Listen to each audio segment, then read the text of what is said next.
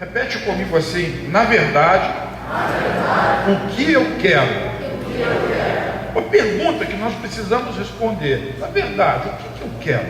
O que me trouxe aqui? O que me faz participar disso? O que me faz viver dentro de uma igreja? O que me faz ter comunhão com os irmãos? Na verdade, o que eu quero? Se nós viemos até aqui e continuamos voltando e voltando, é porque nós buscamos alguma coisa. A ideia é que nós busquemos Deus, mas sempre quando nós buscamos a Deus, nós o buscamos porque temos um motivo, uma razão. Nós esperamos receber alguma coisa. O ser humano, ele é muito interesseiro, ele quer receber alguma coisa. E vou lhe dizer, não há problema nenhum nisso.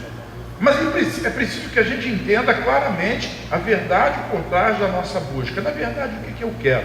Eu quero Deus da bênção ou eu quero a bênção de Deus? Isso é um jargão que se fala muito nos cultos, que prega muito. Mas o que eu quero te dizer é que essas coisas não podem vir separadas. Se você busca Deus, você vai receber de Deus os presentes dele, as bênçãos dele. Deus não pode ficar separado da sua bênção. Ele e a sua bênção é uma coisa só, porque ele é abençoador. Aleluia. E nós somos abençoados. Vamos repetir essa frase?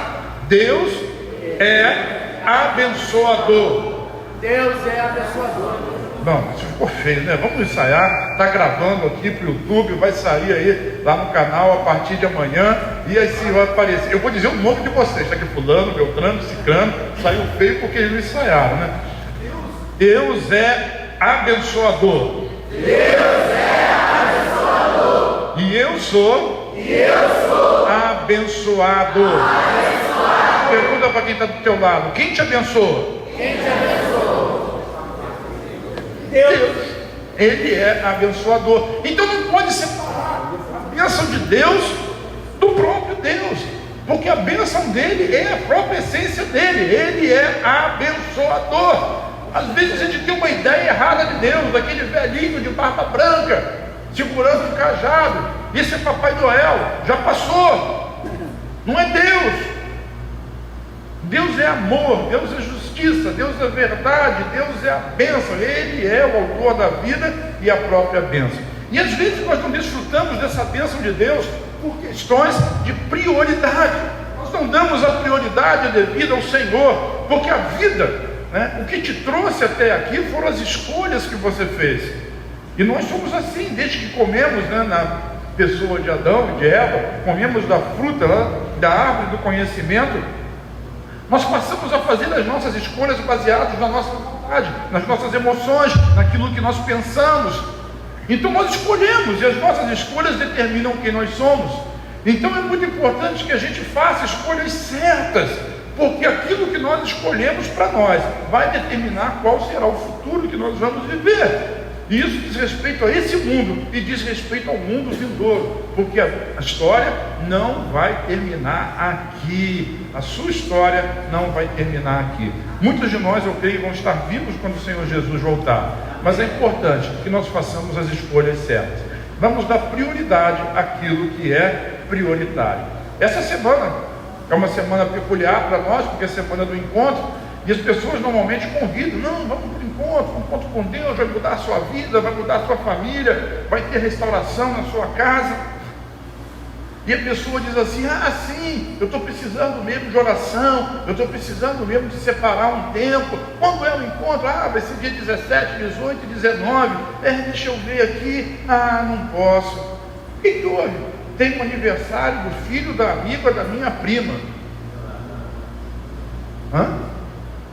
É um bebezinho, está fazendo 1 ano. Quem é o bebezinho? É o filho da amiga da minha prima, que eu não vejo. Tá. Esse é o seu nível de prioridade? Não tem uma prioridade dessa com relação a... Olha, às vezes as pessoas acham que ir para o encontro, ou vir para a igreja, ou participar da célula, está fazendo um favor para Deus. Mas não se engana, não. Você está fazendo um favor para você mesmo. Não inverta as prioridades. Não inverta as prioridades. Não inverta as prioridades. Isso é muito importante. Aliás, a Bíblia fala, Jesus fala sobre isso. Você quer ser abençoado, quer receber mais de Deus? Dê prioridade ao reino. Mateus, no capítulo 6, no versículo 33, diz assim: busquem, pois, em primeiro lugar, busquem em primeiro lugar. Não é em segundo, nem terceiro, nem em último. Busque, pois, em primeiro lugar o reino de Deus e a sua justiça. Vamos para o culto, vamos fazer oração, vamos buscar Deus. Ah, não dá, eu não estou me sentindo bem. Você foi para o hospital? Não, fiquei em casa vendo, eu não sei o que passa na televisão domingo à noite. Fantástico. Sei lá o que passa. Nem lembro qual foi a última vez que eu fiquei um domingo à noite em casa, se é que fiquei. Bom, enfim, eu estou meditando aqui para ver se eu lembro, não consigo lembrar não. Domingo de carnaval, pô. Domingo de carnaval eu não estava em casa, estava lá em outro lugar fazendo outra coisa. Domingão com o Hulk, sei lá, Globo, né?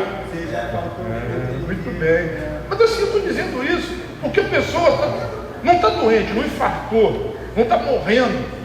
Se tivesse, procurava um hospital, mas está com mal-estar. Aí a mente dela diz assim: é melhor você ficar em casa descansando, irmão, a cura está aqui.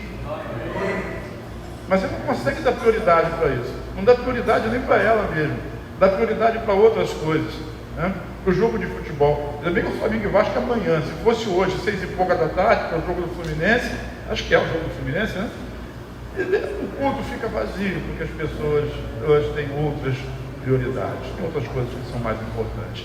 Mas Jesus está dizendo assim: buscai, pois, o reino de Deus e a sua justiça em primeiro lugar, e todas essas coisas vos serão acrescentadas. Então essa questão da prioridade ela é muito importante. Colocar Deus em primeiro lugar. E em primeiro lugar é Deus. Eu nem estou falando da obra de Deus, do trabalho de Deus, mas a própria pessoa de Deus.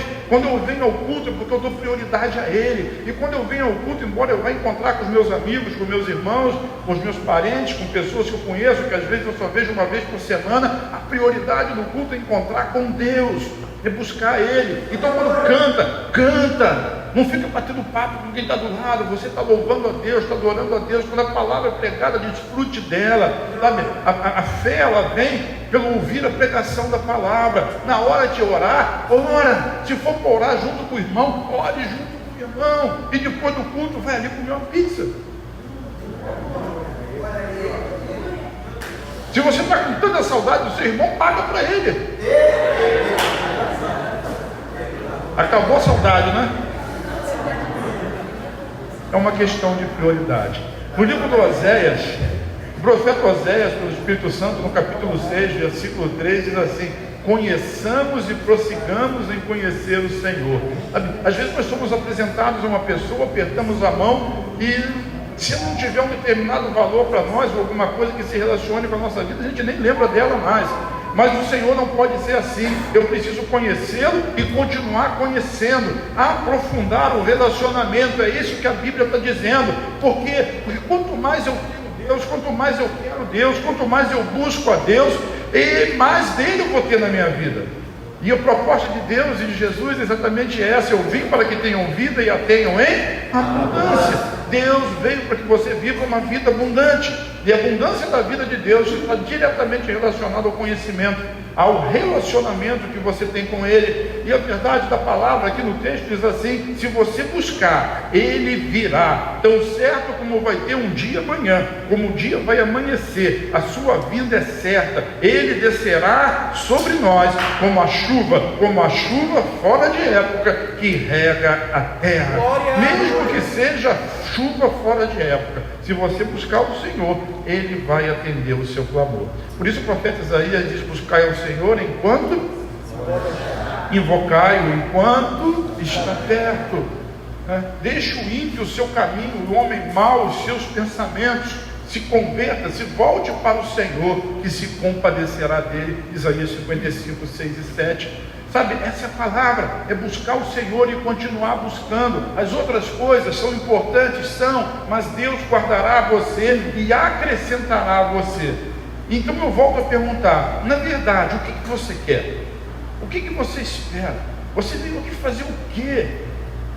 Diga assim: eu vim buscar o Senhor. essa é a ideia da igreja, a ideia de uma igreja vibrante. Então olha só, o que eu quero na verdade? Repete assim: presença, mais que presente.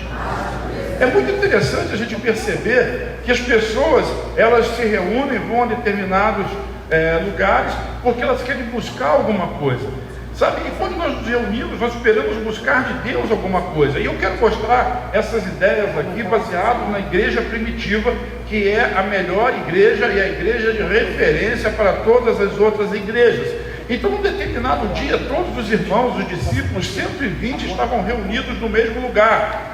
120 irmãos reunidos no mesmo lugar, num cenáculo no Monte Sião, sobre o Monte Sião, e ali eles estavam aguardando uma promessa de Jesus. Jesus, alguns dias antes de ser levado para o céu, ele disse: não saiam de Jerusalém enquanto vocês não forem revestidos de poder. Diga: poder.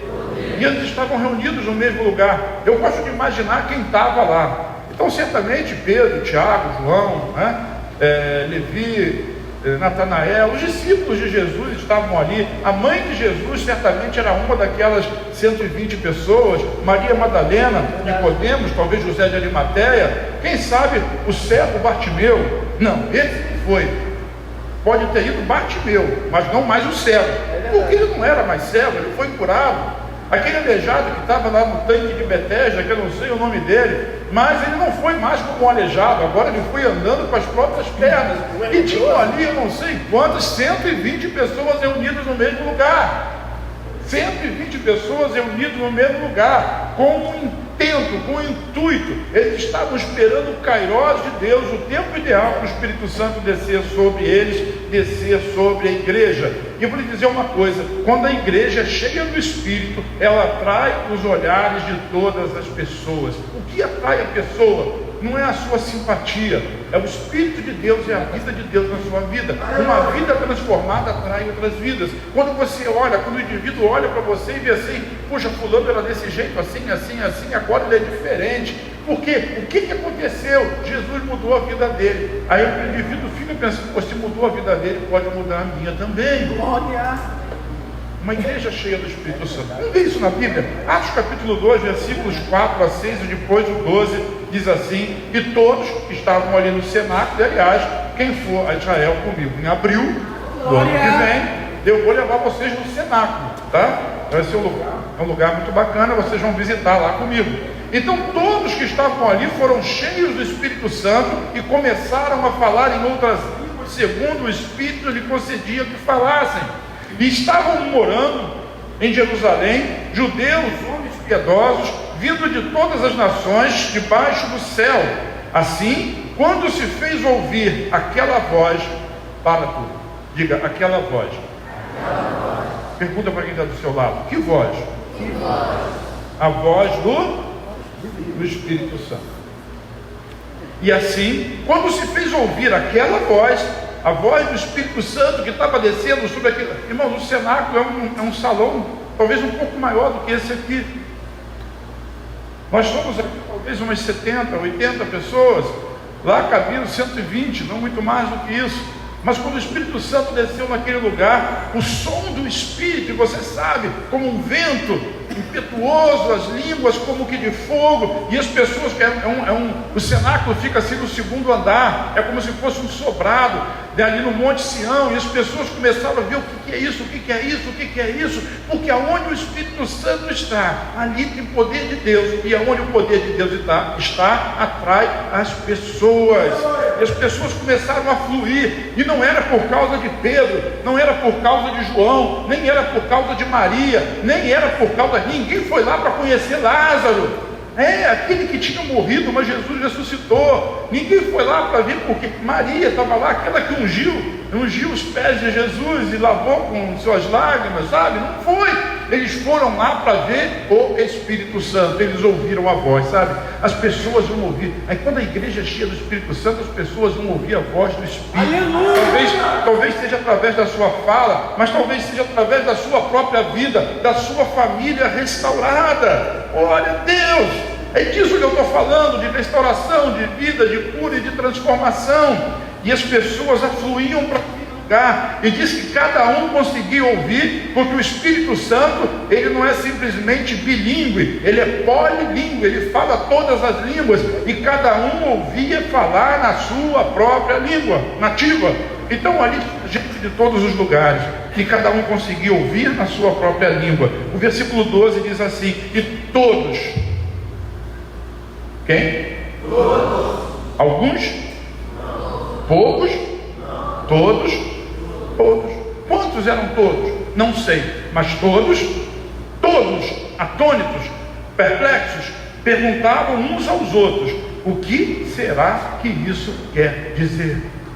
Imagina a cena, o mover do Espírito Santo sobre essa igreja, porque nós temos sede e fome de Deus.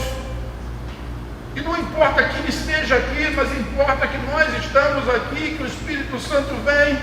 E o mover é tão grande que as pessoas começam a ficar aí na porta, fica na rua. O que está acontecendo ali?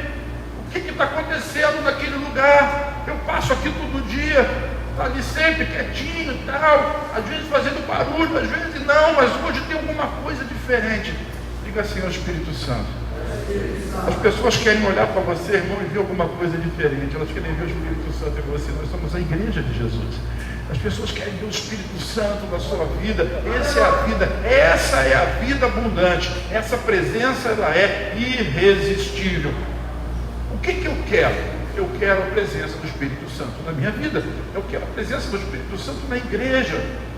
Eu sou um inquieto. Eu não consigo aturar, não consigo gostar, não consigo participar com alegria de um culto morno, num culto sem presença de Deus, sem vida de Deus. E vida de Deus não significa simplesmente luzes piscando, fumaça, tudo escuro, gente gritando. Não, a presença de Deus ela é tangível, ela é perceptível.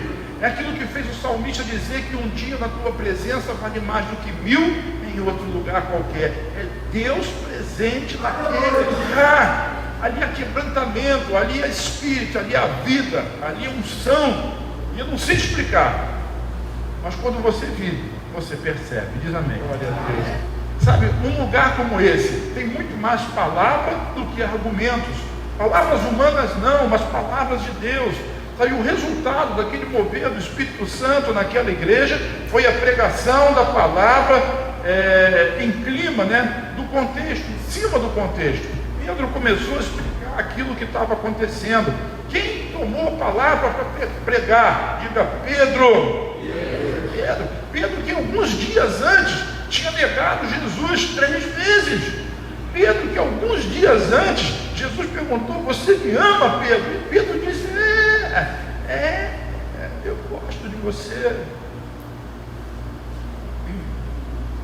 Pedro, sabe quando o Espírito Santo entra na vida de uma pessoa, muda ela completamente.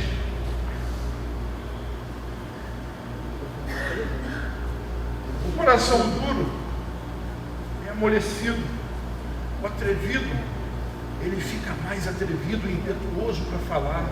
Aquele que é mudo fala, o que é cego vê, porque existe a presença do Espírito Santo, que Pedro tomou a palavra. Olha só o que o texto diz. É melhor o texto contar a história do que eu.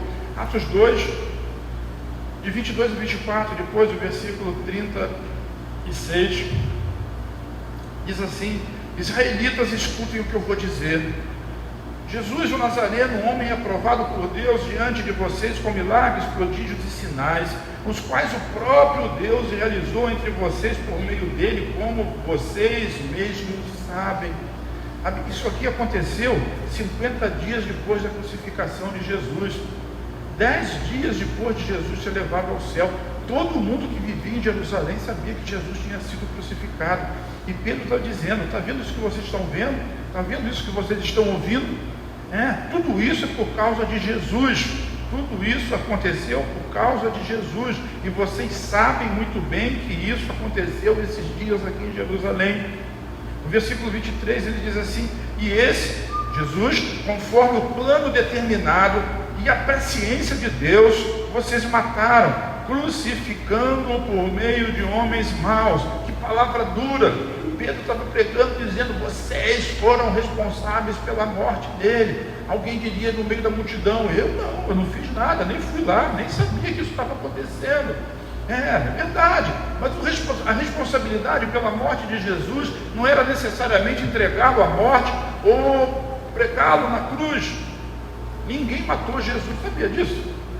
No filme mostra os romanos pendurando ele na cruz, chicoteando, e os judeus entregando ele para Pilatos. Mas ninguém matou Jesus. É impossível matar Jesus. Jesus, ele é o autor da própria vida, ele é a vida. Ninguém tira a vida dele. Então o que aconteceu? Vou lhe dizer, ele se entregou como oferta. A maior de todas as ofertas foi feita por ele. Ele se entregou na cruz. E aí Pedro diz: por causa de vocês crucificaram ele. Não fisicamente, mas por causa do seu pecado. Ele se entregou na cruz para que você não precisasse subir lá. Ele é a oferta perfeita. Ele é o Cordeiro de Deus que tira o pecado do mundo. Ele morreu na Páscoa, porque a Páscoa aponta para o Cordeiro Pascual que foi imolado, que foi morto. E os sangue do Cordeiro foram pintados em forma de cruz nas portas das casas dos judeus lá no Egito, para que o anjo da morte passasse por cima. E agora Jesus foi crucificado, e o sangue de Jesus nos purifica de todo o pecado. Quando o anjo da morte vem, ele passa por cima de você. Por quê? Porque você está marcado com o sangue do Cordeiro. Essa é a pregação do Evangelho, é isso que Pedro pregou. Ele continuou dizendo assim: porém, não ficou na morte, Deus o ressuscitou, versículo 24, Deus o ressuscitou livrando-o da agonia da morte, porque não era possível que ele fosse retido por ela. O autor da vida não pode morrer, não pode ficar morto, não pode ficar na sepultura. Versículo 36, portanto toda a casa de Israel esteja absolutamente certa de que esse Jesus que vocês crucificaram, Deus o fez, diga Senhor e Cristo. Essa é a palavra do Evangelho. A igreja que cresce, a igreja que vibra, a igreja que vive, não é a igreja que fica pregando a alma, que fica pregando aquilo que você tem que fazer. 5 passos para você vencer na vida, 3 passos para você se livrar do pecado, 500 passos para você viver uma vida de prosperidade. Tudo você, o que você tem que fazer, o que você precisa pensar, né? Receita para você poder cumprir. Nada disso funciona, porque a pregação do Evangelho não aponta para você, ela aponta para Cristo. Diga Jesus.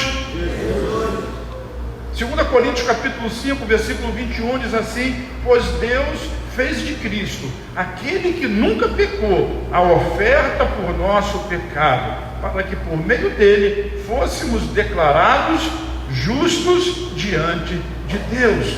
A justiça de Deus, ela vem pela fé, e ela vem através de uma troca. Jesus, ele recebeu toda a sua culpa, toda a sua iniquidade, a sua também, tá? A sua lá atrás também, a sua, de todas as pessoas que viveram antes dele, e de todos aqueles que viveriam depois dele, e de todos aqueles que nem nasceram ainda. Ele se fez pecado, para que nele fôssemos feitos justiça de Deus. Isso através da fé. Deus pegou o seu pecado como se fosse uma mochila, tirou das suas costas e colocou nas costas dele. Deus pegou a cruz que devia estar nas suas costas e colocou nas costas dele. Deus pegou as ações que deveriam ser nas suas costas e lançou nas costas dele. Por isso ele é o Salvador. Houve uma troca. Hoje você é justo. Diga: eu sou. Essa é a declaração que você precisa fazer, sabe? Não é no seu mérito, é no mérito de Jesus. Às vezes a gente tem muita dificuldade quando as pessoas têm uma luta incrível para se livrar de um pecado, do pecado de vício, ou do pecado de pornografia, ou de masturbação, ou de ressentimento, coisas assim que a alma da pessoa, e parece que nunca vão ser livres, e fazem jejum, e fazem voto, e fazem promessa, e parece que nada adianta. É porque você tem que parar de lutar com as suas forças. Você é justiça de Deus, e quando a justiça de Deus fez de você de verdade, sem você perceber, olha só, como se fosse num passe de mágica. Não é mágica não, é o sangue de Cristo. Você vai ser completamente liberto de tudo aquilo que te prende, toda a cadeia, e conhecereis a verdade, e a verdade vos libertará. Não existem 5 passos para você se ver livre do pecado. Existe uma pessoa que já te livrou do pecado. E o que você precisa fazer? Aceitar pela fé, receber pela fé e declarar com a sua boca. Se você crê em seu coração, Romanos 10:10, e com a sua boca você confessar que Jesus Cristo é o Senhor, você é salvo. O que mais que eu preciso fazer? Nada, apenas crer. É difícil? Difícil é ir para o inferno.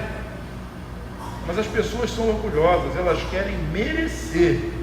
E merecer, ninguém merece. Ninguém merece. É uma oferta, é um ato de fé, é um ato de graça da parte de Deus. Então repete comigo assim: justiça de Cristo, mais do que justiça própria. Isso é muito interessante da gente pensar, dá várias e várias palavras a respeito disso, mas a justiça própria é tudo aquilo que você faz, que você acha que é justo você receber por causa daquilo que você fez. Então você faz alguma coisa e acha que a justiça é você receber algo em troca por aquilo que você fez. Como se fosse salário, né? Você trabalha o mês inteiro e depois você recebe o seu salário. É justo que você receba o salário? Sim, você trabalhou por ele. Mas diante de Deus não existe nenhuma obra que justifique. Não existe nenhuma obra que te dê mérito. Porque toda obra meritória foi feita por Cristo. Por isso Ele é o Senhor, Ele é o Salvador. Todas as coisas foram feitas por Ele, e sem Ele nada do que foi feito se fez. Ele é a vida, Ele é a luz dos homens, Ele é o Salvador de toda a terra. Então, o nosso pecado sobre Ele, você não ia conseguir se livrar do seu pecado, e nem consegue hoje, mas Jesus fez isso no seu lugar. Essa é a justiça da fé, essa é a justiça de Cristo, e nós incorporamos, nós recebemos essa justiça em nós mesmos. Agora a justiça própria, ela precisa ficar de lado. É alguma coisa daquilo que você conhece, já ouviu essa palavra, eu tenho certeza. Se alguém quer vir após mim, negue-se a si mesmo. Negue o seu argumento, negue o seu pensamento, mude a sua maneira de pensar, converta-se ao Senhor, olhe para Jesus, olhe mais para Ele e olhe menos para você. Quando nós olhamos para nós mesmos, nós nos decepcionamos.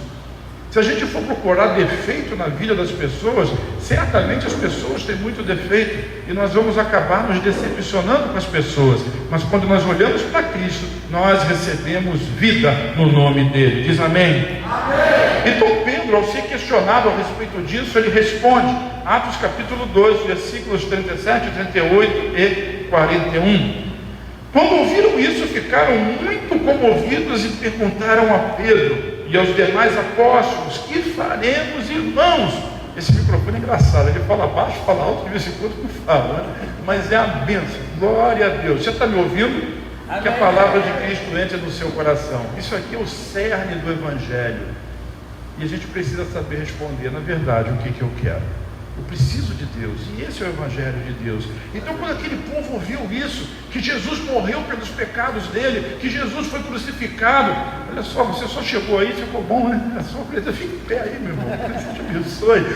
Então quando eles chegaram perto, o que eu vou fazer, o que eu posso fazer? Jesus morreu no meu lugar, eu estava perdido, eu era um pecador, eu não tinha eu não tinha esperança, mas agora Jesus morreu no meu lugar. Então quando ouviram isso, eles ficaram muito comovidos, o coração comovido, o coração partido, e perguntaram para Pedro assim: que faremos, irmãos?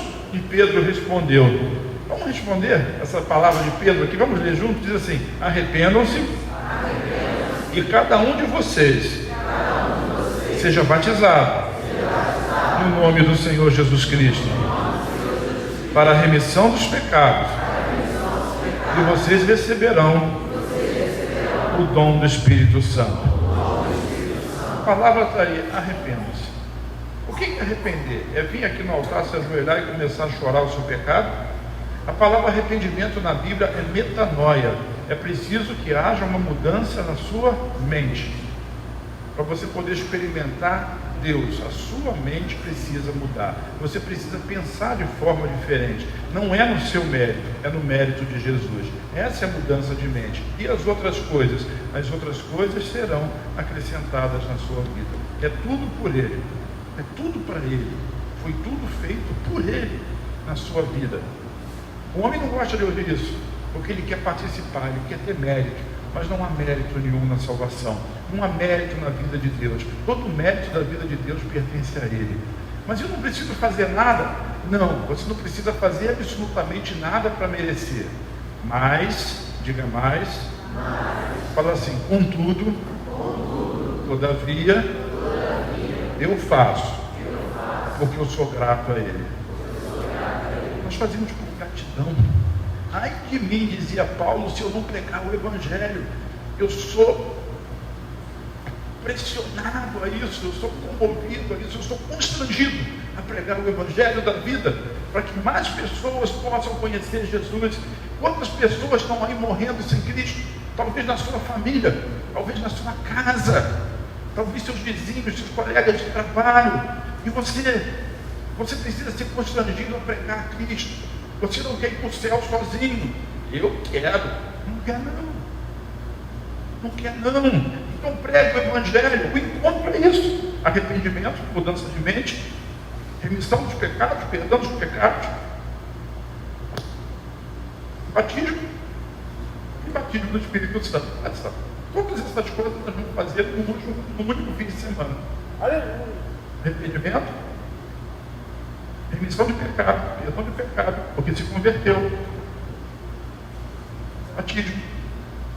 Batismo do Espírito Santo. Diga: eu quero. Eu quero. Você já foi, né? Você precisa mandar alguém. Você precisa fazer parte dessa obra. Não porque você vai ganhar alguma coisa com isso, mas pela gratidão que você tem a Deus por aquilo que Ele fez na sua vida. Amém? Dá uma palavra ao Senhor Jesus.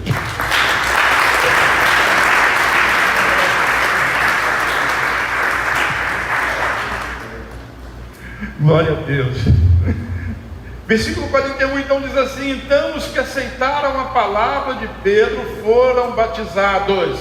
Todos que estavam ali aceitaram essa palavra? Não, irmão, nem todos, mas todos que ouviram e aceitaram foram batizados. O batismo é muito importante para o crente. O batismo é para o crente. Ele é um testemunho, é uma profissão de fé de que o indivíduo morreu para esse mundo, foi sepultado nas águas e depois ele ressurge para uma nova vida. Esse é o batismo. Todos aqueles que aceitaram a palavra de Pedro foram batizados, e naquele dia 3.000 pessoas foram acrescentadas à igreja. Quantos? 3.000. Porque onde tem o Espírito Santo, onde tem fogo de Deus, tem gente querendo afluir, tem gente precisando de salvação. Eles não sabem, mas eles precisam de Jesus, e nós estamos aqui para testificar e para testemunhar a respeito de Jesus. Tem um versículo lá no final do livro de Apocalipse que conta o encerramento de todas as coisas e diz assim: eles venceram. Diga: nós vencemos, pelo sangue do Cordeiro, e pela palavra do testemunho. A palavra do testemunho sai da sua boca. O sangue do Cordeiro já foi vertido 2000 anos atrás, e a nossa vitória está lá. A sua vitória está lá. A sua vitória não está na força do seu braço. Sabe, por mais que você tente, é Deus quem faz e quem exerce o mover, o milagre na sua vida, transforma a sua vida. Por isso você é abençoado. Sabe, tem um monte de gente lá fora que deveria estar aqui, poderia estar aqui no seu lugar, mas quem está aqui sentado é você. Você é abençoado. Só de pensar nisso, você já consegue ver a bênção de Deus na sua vida, porque o Evangelho te alcançou. Evangelhos são boas novas. Romanos capítulo 1, versículo...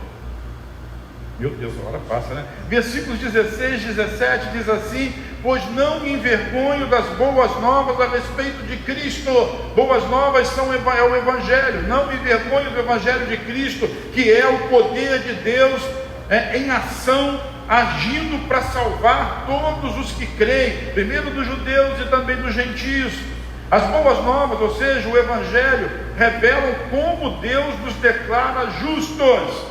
Vamos fazer uma repetição aqui para a gente fixar. Diga: o Evangelho revela como Deus nos declara justos. Vire para quem está ao seu lado e diga assim: como Deus declarou você justo? Se você é crente, precisa saber por que você é declarado justo. Vou lhe ensinar mais uma vez: porque Cristo morreu no meu lugar. Jesus é a minha justiça. Eu sou justiça de Deus em Cristo Jesus. E se você quiser um texto, nós já lemos aqui 2 Coríntios 5, 21. Aquele que não tem pecado, Deus o fez pecado por nós, para que nele fôssemos feitos justiça de Deus em Cristo Jesus. E agora quando você se sentir condenado, culpado por alguma coisa, a sua oração diz assim: Senhor, tem misericórdia de mim porque eu pequei. Ele sabe que você pecou. Senhor, tem misericórdia de mim porque eu sou um linguarudo. Ele sabe que você é um linguarudo. Senhor, tem misericórdia de mim porque, seja lá por que for, essa não tem que ser mais a sua oração. Você pode até ficar arrependido, sabe? Sim, pode, deve. Você pode até confessar o seu pecado, mas a sua oração deve ser assim: Senhor, eu te agradeço. Quando você fizer uma besteira, perder a paciência, sair da sua calma, vamos dizer assim, ao invés de você ficar triste, cabisbaixo, embora aquilo ali seja um erro, seja um pecado, a sua oração deve ser assim: muito obrigado, Senhor, porque eu tenho um advogado junto de Deus para contigo. Jó orou isso, né? Ele falou isso: alguém que me entende. Esse é Jesus, aquele que não conheceu pecado, e Deus o fez pecado por mim. Muito obrigado, porque nenhuma condenação há para aqueles que estão em Cristo Jesus, porque a lei do Espírito da vida já me libertou da lei do pecado e da morte. Isso é tremendo, tremendo. A melhor maneira da gente entender como Deus faz isso na nossa vida é a gente ouvir num avião. Já foi um avião voando, claro, se olhar para cima, você vai ver, tem uma rota de avião que passa ali, que vem do norte do país, ou de outros países. Ele passa aqui por cima das montanhas para descer ali no aeroporto Tom Jobim, ali no Internacional do Rio de Janeiro. Como é que um avião voa se existe uma lei da gravidade que diz que a Terra atrai para o centro dela todos os objetos que estão soltos numa velocidade de 9, não sei o que, metros por segundo ao quadrado? Não mostra na cara, não. Eu não sei, isso é aula de física. Se eu der um passo para cá fora da plataforma, eu vou cair exatamente nessa velocidade. Aí o pessoal faz piada, né? De soltar 1 quilo de algodão e 1 quilo de chumbo lá no avião, o que cai mais rápido? Cai com a mesma velocidade, porque a velocidade da gravidade é a lei da gravidade. Alô? Então como é que o avião voa com tantas toneladas no ar? Porque existe uma lei, uma outra lei, diga outra lei. Chama lei da propulsão e da aceleração, que faz com que o avião, através das suas asas, ao acelerar pelas suas turbinas, ele consiga flutuar sobre o vento. Sabia que o avião ele voa em cima do vento, em cima do ar em movimento? Por isso que ele tem asa.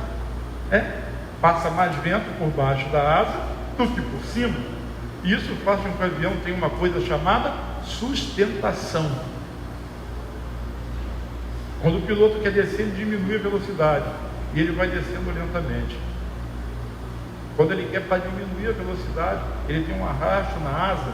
Quem já viu de avião sabe, a asa ela se prolonga e desce assim.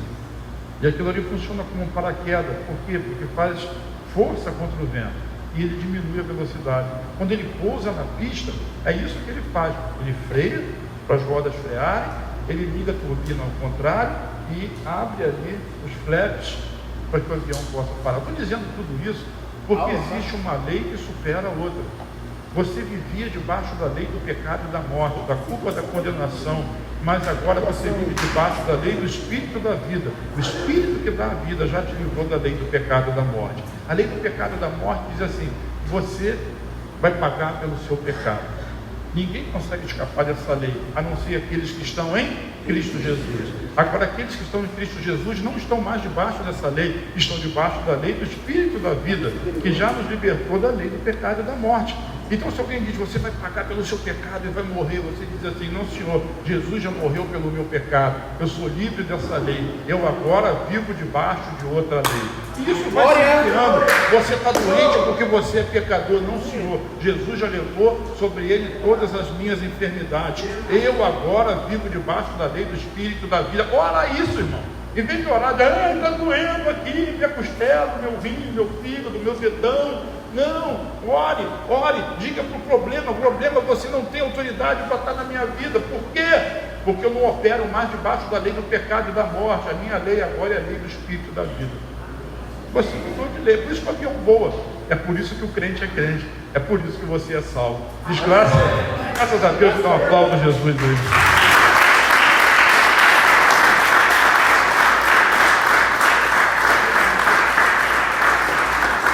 E tudo isso acontece pela fé. As boas novas revelam como Deus os declara justos, dessa forma, diante dele. E o que do começo ao fim é algo que se dá pela fé, como dizem as Escrituras, o justo viverá da fé. Nós precisamos ser essa igreja, mas não é no seu esforço, é no buscar a Deus. Afinal, o que você quer? Você quer continuar vivendo como se tivesse, e não está, hein? Diga, não estou. Não está debaixo da lei do pecado e da morte. Irmão, você pode andar de avião. É mais seguro andar de avião do que andar de moto por aí. É mais seguro andar de avião do que andar na calçada. Fica a dica. Irmão, você não precisa mais ter medo disso. Você não vive mais debaixo da lei do pecado e da morte. Agora tem muita gente que já mudou de lei. Já é a lei do espírito da vida, mas continua se comportando como se vivesse debaixo da lei do pecado e da morte. E se escandaliza quando a gente fala da graça de Deus e da bondade de Deus. Mas é isso que Deus é. Deus é bom, Deus é amor, Deus é justiça. E a justiça de Deus está se manifestando para nós hoje, em Cristo Jesus. Ele é a minha justiça. E essa justiça se alcança não por aquilo que você faz, mas por aquilo que você crê. Diz, eu creio. Porque sem fé é impossível agradar a Deus. Pergunta para quem está do seu lado, é difícil? Difícil é ir para o inferno. Olha, o sujeito para ir para o inferno ele tem que fazer muita força. Ele tem que querer muito ir para lá. A vida de Deus é tão mais fácil. Difícil é servir o diabo. É ser cavalo, trepar em cima das suas costas, te exigir 1 milhão de coisas. Difícil é ter que ir lá para cima do monte fazer meditação, igual fazem os budistas, os maometanos e os Hare Krishna e essa gente toda. Difícil é isso. Ir para o céu é fácil. É só crer em Jesus. Se você crer no seu coração e confessar com a sua boca, você é salvo. Mas é só isso, aí o homem não quer. É muito fácil, eu não quero não, eu preciso merecer. Eu preciso merecer, eu preciso ser uma boa pessoa. Não, você precisa de Cristo. E Cristo vai fazer de você uma boa pessoa. E não o contrário. Você ser uma boa pessoa não supera Cristo. Mas quando Cristo entrar no seu coração, você vai ser uma boa pessoa. Diz, eu sou. Por isso eu digo para você, está desanimado aqui hoje, né? Por minha causa não é possível, né? Desanimado você? Nós seremos uma igreja que não tem pobres e nem doentes. Já ouviu isso em algum lugar?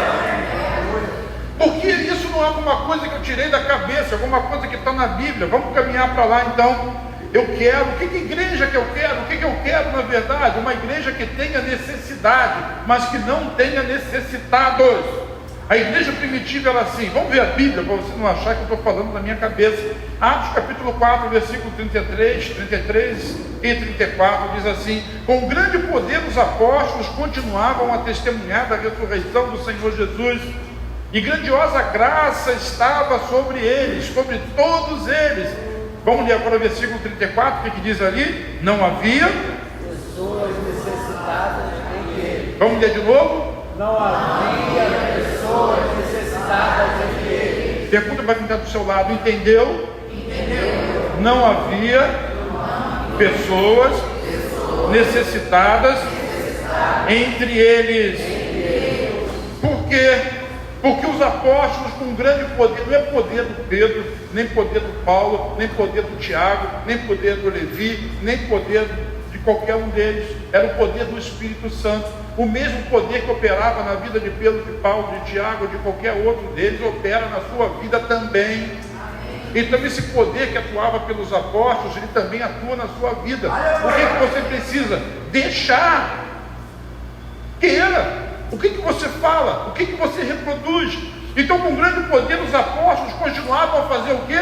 Dar testemunho da ressurreição do Senhor Jesus. Você quer o poder de Deus agindo na sua vida? Dê testemunho da ressurreição do Senhor Jesus.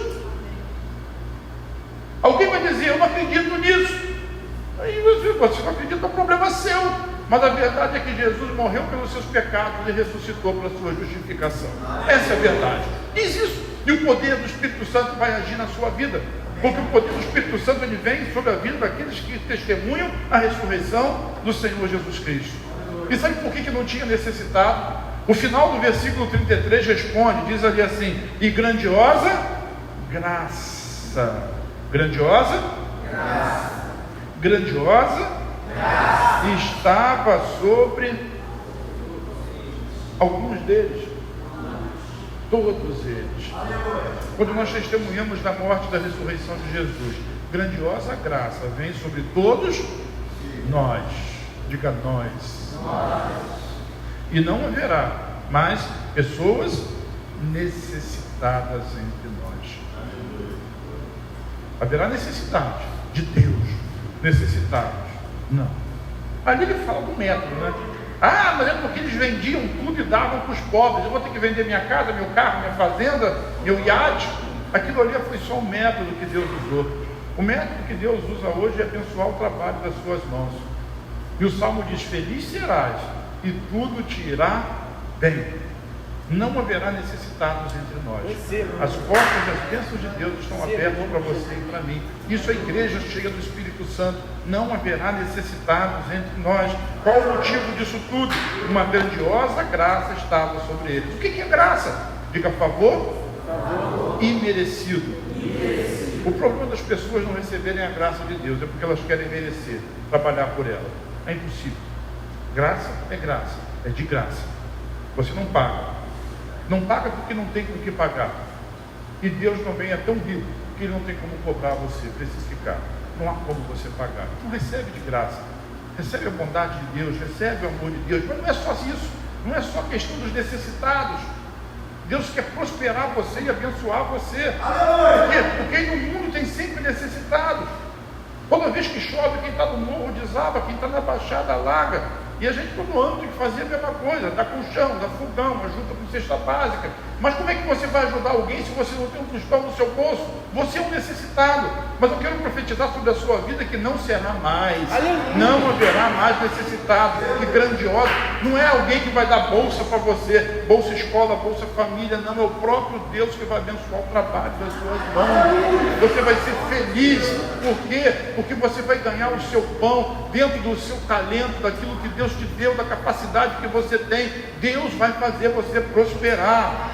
Mas é mais do que isso. Diz para o seu irmão assim, preste atenção. Atos dos Apóstolos, capítulo 5, versículos 14 a 16, diz assim: em número cada vez maior, o que acontecia com as pessoas?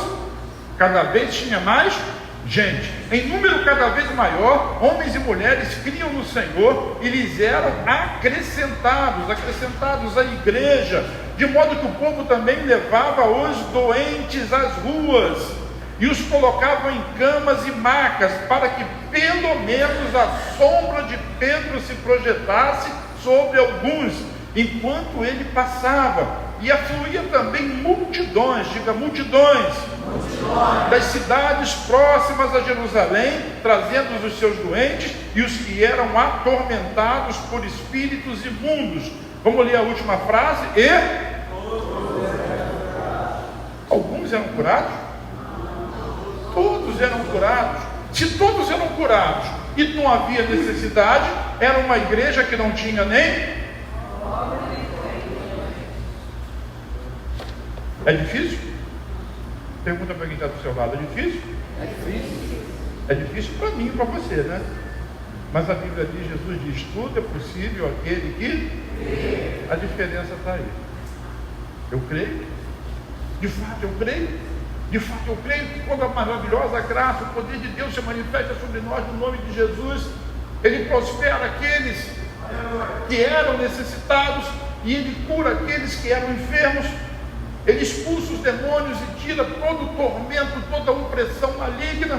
Ele te protege, Ele te guarda, Ele te prospera, Ele te ajuda, Ele te levanta.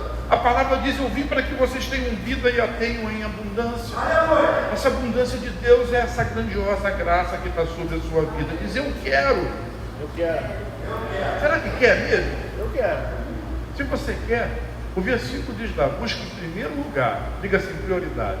Prioridade. A minha vida tinha tanta prioridade em trabalhar, porque tem que pagar a conta, né? Não estou dizendo que você não vai trabalhar, eu vou trabalhar amanhã. Eu já trabalhei em 5, 6 empregos diferentes. Irmão, eu vou trabalhar amanhã, mas a minha prioridade é o Senhor, é o reino de Deus e a justiça do reino. Eu posso me matar de trabalhar e continuar endividado, mas eu posso ter um emprego só e ser sustentado pela graça maravilhosa do Senhor, e Deus abençoar a minha vida. Essa é a bênção de Deus. A diferença não está no trabalho, a diferença está na pessoa. E o pastor disse que a diferença não está no trabalho, então eu não vou trabalhar não. Se você não trabalha, como é que Deus vai abençoar você? Se ele disse que abençoará o trabalho das suas mãos, tem que trabalhar. Tem que trabalhar. Paulo chegou a dizer, né? Se você não trabalha, também não coma. Provérbios, Salomão diz assim: vai ter com a formiga preguiçoso, olha para os seus caminhos e ser sábio. A bênção de Deus vem através do trabalho das mãos. Porque ganhar cesta básica e Bolsa Família do governo, não tem bênção nenhuma nisso. Não tem bênção nisso. Bênção é você prosperar com o trabalho nas suas mãos. O Salmo diz lá: feliz será e tudo te irá bem. Porque Deus guarda você, Deus prospera a sua vida. Deus cura as suas enfermidades. Tá? Bendize a minha alma ao Senhor e tudo que há em mim, bendiga o seu santo nome. Não te esqueças de nenhum dos seus benefícios. É Ele que perdoa os meus pecados. É Ele que cura as minhas enfermidades. É Ele que levanta a minha alma da cova e me coroa de graça e de misericórdia. Sim, é Ele que prospera o meu caminho. É Ele que renova a minha juventude. É tudo Ele. Sobrou o que para você? Crê nele. Diga: eu creio. Para terminar então, uma igreja que prega o evangelho da graça sempre ela é perseguida. Talvez tenha pessoas aqui que dizem: isso é muito bom para ser verdade, mas essa é a verdade. E a dúvida é que impede essa verdade de se transformar em verdade na sua vida. Não duvide daquilo que o Senhor falou. Então aqui, ali, nas entrelinhas, alguém sempre está dizendo: não, tem que fazer isso, tem que fazer aquilo, tem que subir um monte, tem que fazer jejum. Nós fazemos todas essas coisas, irmão, mas por gratidão a Deus, e não por receber a bênção de Deus. A bênção eu já tenho, eu já sou abençoado, eu já sou em Cristo.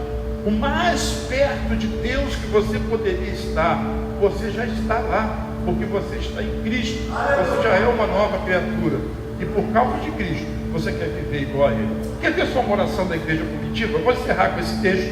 Atos capítulo 4, versículo 29 diz assim: agora, Senhor, considera as ameaças deles e capacita os teus servos para ganharem dinheiro?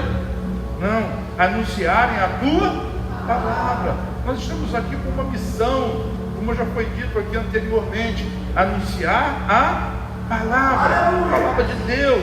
E diz mais: corajosamente.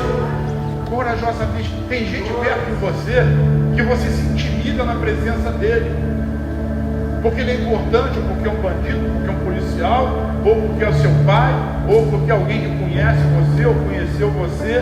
Mas a oração deve ser: me capacita, Senhor, para anunciar a tua palavra corajosamente. Eles precisam ouvir a palavra que está na sua boca.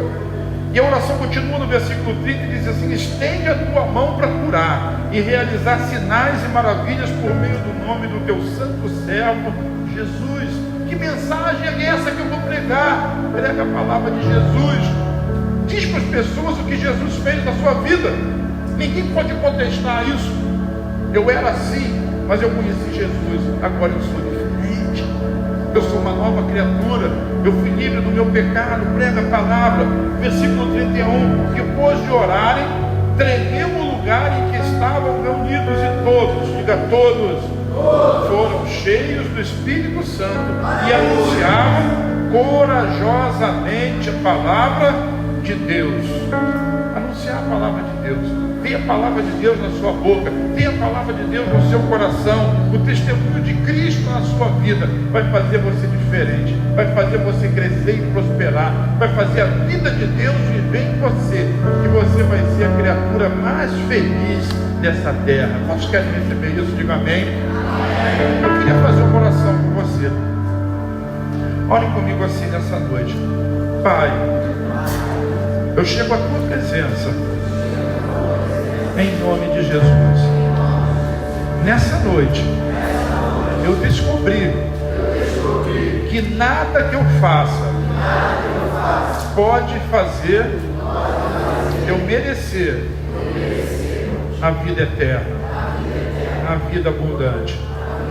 Descobri hoje que só em Jesus a vida, a esperança, Ele é o único caminho para eu chegar a Deus. Por isso, nessa noite, eu quero convidar Jesus para ser o meu Salvador e o Senhor da minha vida.